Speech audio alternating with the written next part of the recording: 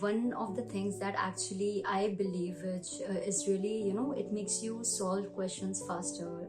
This is something that a Chegg fellow mate recommended us, and I thought of trying it out, and it actually helps. So there are many times you get kind of similar questions.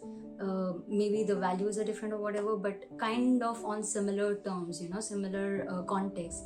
So it's always better to have a draft prepared with the kind of a framework of the solutions. So whenever you have to solve those similar questions, you can always refer to those framework. It always makes you solve the questions a lot quicker.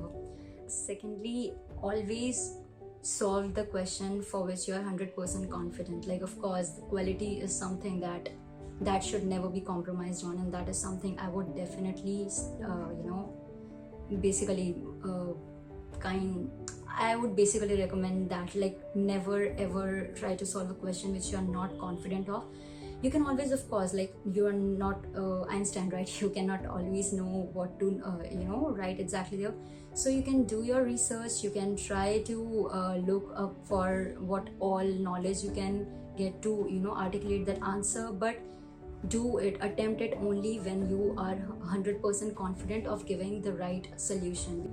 And thirdly and lastly, like, for the questions that sometimes the question might seem that you don't know how to go with it, or you think that the concept is kind of known, but I don't know, well, I think it will take up too much time or whatever.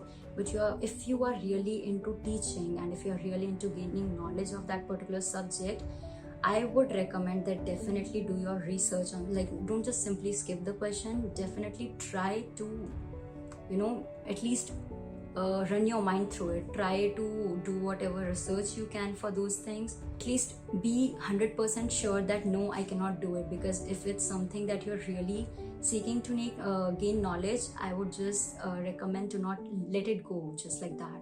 So given your efforts, of course, that is required though.